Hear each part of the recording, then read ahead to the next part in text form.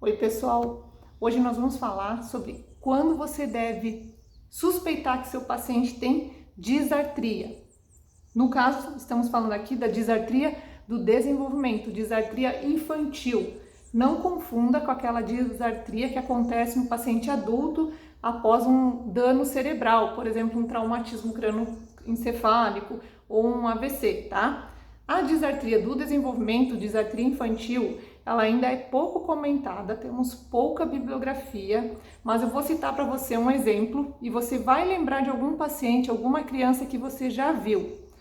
Vamos pensar aqui, ó, um paciente que tem 3, 4 anos, que a fala é praticamente ininteligível, você não entende o que ele fala e você percebe que ele tem muita fraqueza ao falar. Aquela voz é fraca, é uma voz mole, a fala mole, você vê que tem uma flacidez da estrutura aqui dos lábios, a língua, eles não se tocam com a força necessária que a gente precisa para a fala.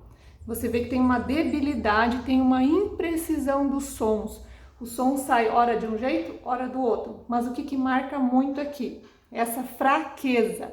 Mesmo no sopro tem uma fraqueza. Os sons fricativos, que são aqueles sons que precisam de vento, né? Que são os sons contínuos, eles são mais curtinhos, as crianças não conseguem fazer. Também tem muito a dificuldade de marcar a sonorização dos sons. A voz é uma voz mais fraca, mais débil. Começa a frase até mais forte, depois fica uma voz fraca. Tem dificuldade de controlar o som. Então, quando tiver isso, suspeite de uma disartria. Outra questão importante também, que me perguntam muito na supervisão. Mas o meu paciente pode ter apraxia de fala e disartria junto? Sim, pode. E aí nos artigos do Scheidberg eu tenho alguns vídeos aqui no canal, você procura lá, você que é fonoaudiólogo, na playlist de diagnóstico, que tem sobre diagnóstico diferencial, e ali eu cito quanto por cento que tem exatamente, quanto por cento que tem na população infantil dessa co-ocorrência da apraxia e da disartria junto. O que é mais comum? Por incrível que pareça, é mais comum de ter o atraso motor de fala, depois a disartria, que é o que eu estou falando aqui, que a gente tem muita dificuldade de diagnóstico, depois a disartria com apraxia junto, e o que é mais raro? Mais raro é a apraxia isolada, tá? E hoje a gente tem um super diagnóstico, assim, tem muitos casos de criança que tem um diagnóstico de apraxia de fala na infância e na verdade é disartria.